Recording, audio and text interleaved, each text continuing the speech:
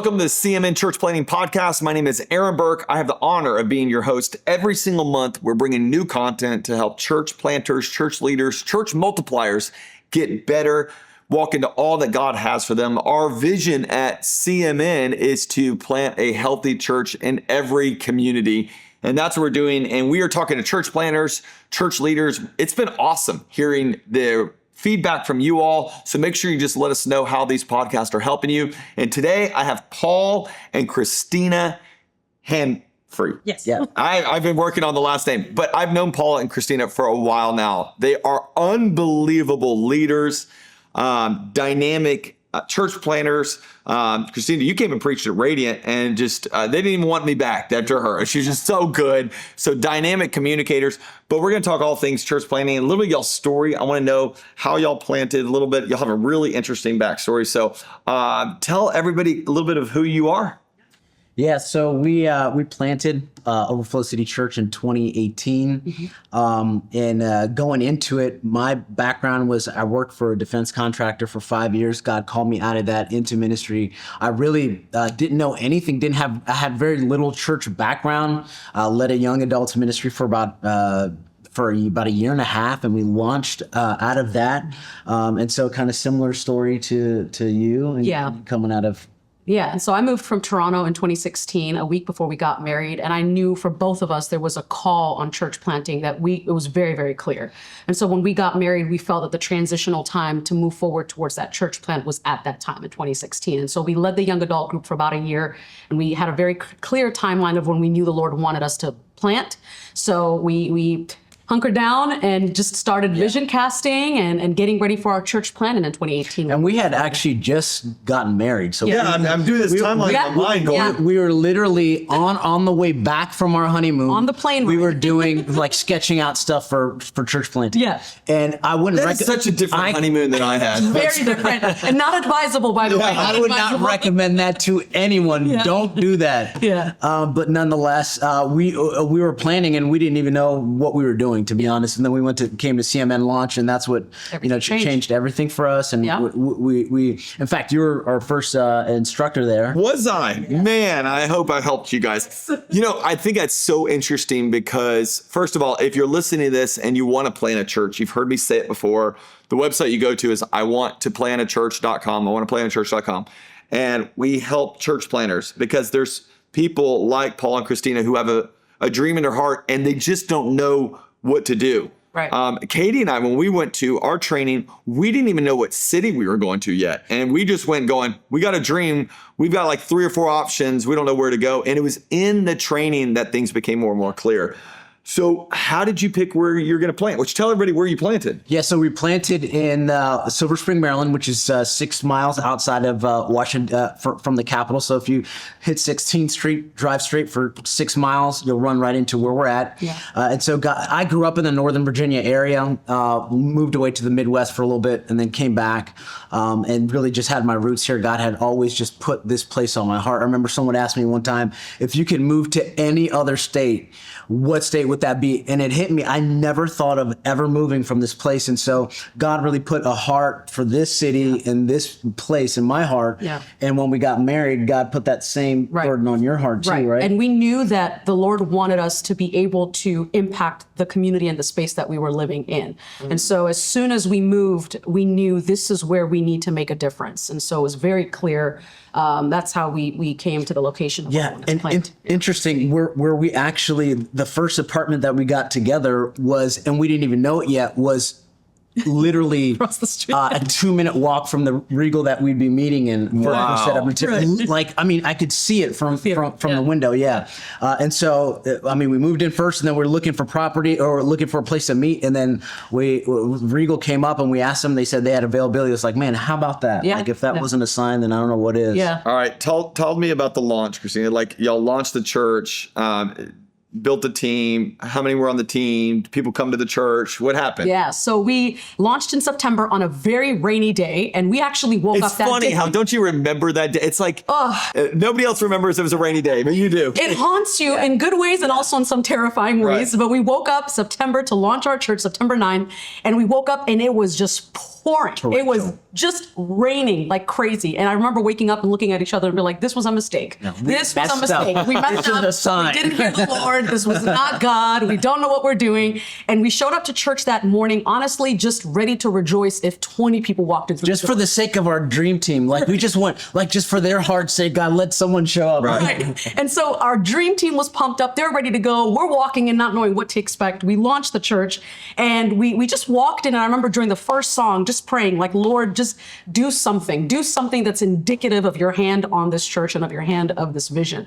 And by the end of the first song, people just started trickling in and trickling in and trickling in. And by the time I remember service was over, we had over 350 people. Wow. We have actually over 400 people. Right. And We so- actually had to send people home. There's no seats. seats. People were sitting on the floor. Unbelievable. Yeah. And I just remember that day, just walking away, just being so encouraged that, man, even in the moment that what seemed to be impossible, God really showed up and outdid himself. I mean, went above and beyond what our expectations were. But I remember that day just being marked both with fear, but also excitement, being marked with the sense of, God, I don't know what this is going to look like, but also being marked with, man, when you are in it, you really show up and you show out. Yeah. Yes. And so it was just the tension of those two, but at the end, just walking away with a celebratory feeling of, man, God started this, and if he started this, he's in it, he's going to complete it. And so it's, exciting day. I remember laying the night of the launch, just really celebrating, just really thankful, and then laying down on the bed like, oh no, we have to do this again forever. Like, what did we just do?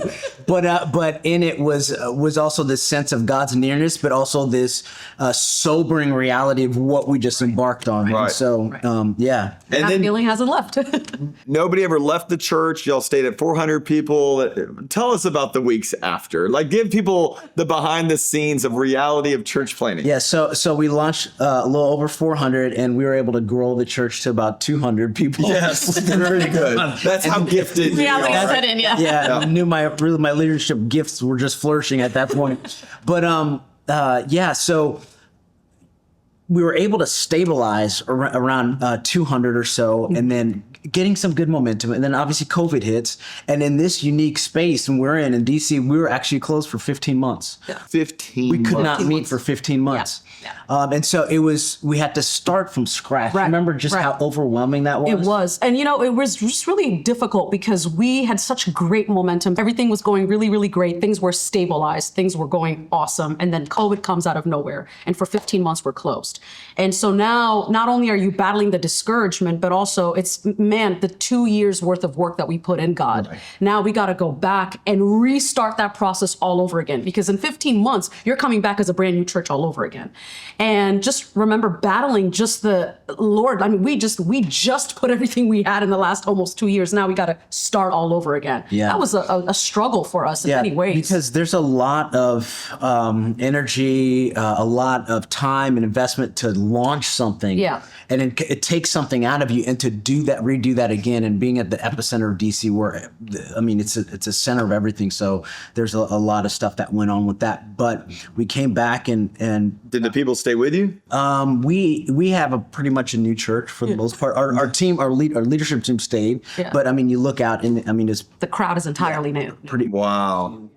Was that discouraging to walk into? I mean, It was both. It was discouraging because it felt like there was so much investment that we had put into people's lives prior to that. And when we came back to not really see those people there, it was discouraging. It almost felt like all the hard labor, the work, the sacrifices just really didn't mean anything. But on the other end, I feel like the Lord really just brought encouragement by bringing so many new faces that we would have never otherwise reached had this not happened. Yeah. And so it kind of gave us fresh encouragement, fresh hope as to, okay, the Lord did provide, and we could continue to. It stretched our leadership for Yeah. sure. But yeah, I mean, and then now looking forward after it, we've regained traction, regained movement, stronger than we were before COVID. After, and so we're just in a much better place now. But it took a while to get out of that. Yeah. But I think as a result of that challenge and that crisis, what we experienced, it has made us for sure stronger leaders, able to lead through all types of things. And so yeah, I think we came out stronger on the other. Sure did. Yeah. Talk about the church today. Still portable? Still portables, meeting in the Regal Theater, so portable, complete setup, and with that too, we've been looking for space for the last several years. DC, there's just no inventory out there. Yep. And if there is, it's super expensive to get our hands on anything. And then there's just a resistance to churches, but I think that with that, it's just an opportunity for a miracle for God to work in. Yeah. So yeah, we're still portable, and a fun fact is that we have almost what do we have, like 80% of our lead team that's still with us from the launch that we have now. From 6 years ago. Yeah, from 6 What years. would you say is the trick to making that? Because there's the whole, almost a myth that team that launched the church with you is scaffolding that'll leave. Yeah. The way you treat them is the way they're going to respond. If you treat them like that, they're gonna treat you like that. Yeah. But I think from the onset, it was a relational journey with them. We treated each individual as family, that we're going to be here for the long run. Yeah. I think people can sense that. People can sense if you're just if you're just something for the temporary, for the time being, they're gonna do the same as well too. Yeah. Very good. All right, let's talk about the seasons of discouragement, though. The seasons that it's been tough. I know, because I've been in y'all's life and y'all's corner for a long time now. I mean, y'all have had great wins. Y'all are a massive success story when it comes to church planning. But there's been some tough times. How have y'all dealt with discouraging seasons? Yeah. I think first, just being real about them and not trying to put this facade around it, but just being real about it. This is a discouraging moment. This is a low season. This is hard. This sucks. This is not what we signed up for. Right. But really confronting it and addressing it and accepting it for what it is. And then after that, I think just prayer and genuine conversations about it. Just being real with one another as well, not just real with ourselves and with God, but with each other as well, has been part of the help in getting through the discouragement seasons for us, at least. Yeah. And that's so good. And going through it together, I think that's a big thing, is that when you go through these challenges and problems together, you're so much more stronger. And going through this adversity together. And I think that, it should be a no-brainer, but really bringing God into the center of it, praying about it, considering it together, talking about these hardships, and navigating unmet expectations, because there are massive expectations that you have, and you should be, and we're trained to do it, and you read the scriptures, all that stuff, but it's also having that space of saying, hey, there are expectations that we have, but there are times when they're unmet, and what do we do when they're unmet? And I think that how you make it through that really determines what type of church planting experience that you're going to have. Yeah. Okay, let's navigate the marriage dynamic in this. Y'all are a unique couple in the sense of I think that every church planting couple is called together, but there's an interesting way of how they do roles. Talk about y'all's dynamic in this. How do y'all do roles? Who leads what? What do y'all make decisions together? I'd love to hear that. Go ahead. It's a very dynamic, fluid process. Yep. I tried to look for a book about it and I couldn't find it. I tried to find a podcast so you can learn what to do and what not to do. And so for us, it is dynamic. It is fluid. We are learning as we're going along. But I think that one of the things that we've learned to do is know the areas of influence that we have, and knowing the areas of our strong suits that we have, and learning to complement those things and not let them compete or cause conflict, but to really complement where those areas are. And so there's a more strategic leadership side that I have. Christina is more or more tactical planning, more discipleship driven, spiritual formation aspect of it. And so there's a good balance between the two. And so decisions are, we have to be able to have these open discussions and have these decisions being made. And sometimes it's kind of messy, to be honest. It is, because you're bringing in your personal life, you're bringing in ministry, and sometimes some of that stuff spills over and all that. And so I think that we've learned to have a system that works for us, right? And it took a while to get there because we're very different personalities and have very different strengths. And so coming to a place where we could just accept those differences and allow them to complement our leadership, complement our marriage, not affect one or the other. It was a process at first. But I think now that we know what lane you thrive in, what lane I thrive in, we just know when to. Let's talk about that. Like, how did you identify what those lanes are? Yeah. Was there a clear self-awareness that that's my lane, or hey, you ain't good at that one. You think you're good at that one, but you're not. Combination of both. Therapy. A combination of both in therapy. But I think we took a moment at one point to just take a step back and observe what one does really well that the other doesn't. And being okay with that. Hey, you're really good at vision casting, and you're really good at bringing momentum to the team, and you're really good at inspiring our teams.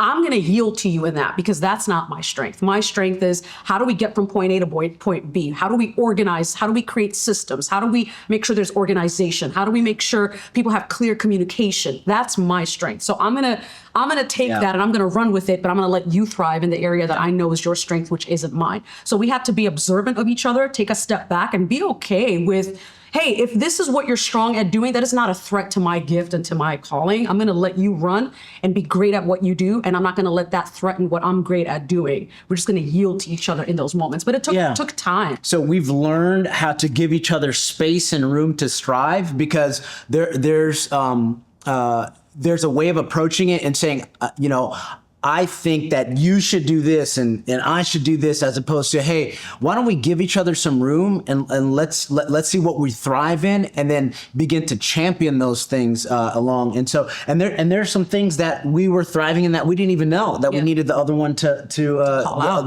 call out and to champion in us. And I think that came as a result of saying, hey, there's no hard lines of demarcation in the beginning, but you kind of take a step back and see how everything is happening, seeing where the gifts are, seeing where the strengths are, and then once those things come into be, then you're able to champion those. And once those happen, you're not meddling all the time. Of course, you can speak into anything, but if there's a certain way that something is laid out, I'm not going in and changing everything, and I'll speak to it. I'll bring insight, but I'm not going to go in and rearrange everything because, again, that's her area of influence that she has, and same vice versa. All right. Any rules y'all have created? Any boundaries at home? Anything that y'all made that works, or y'all still trying to figure this out? Yeah, some boundaries that have helped us to keep both home and ministry space just healthy. After a certain hour of the day, no ministry talk. Dinner table, no ministry talk. Mondays on our days off, we're not dealing with ministry. We're pouring into each other, focusing on strengthening our marriage, not just working together. Because it's really easy to fall into being great partners at work, but then suck at being husband and wife. I tell you what, that's an issue that we actually had, and we had to work through because we became really good partners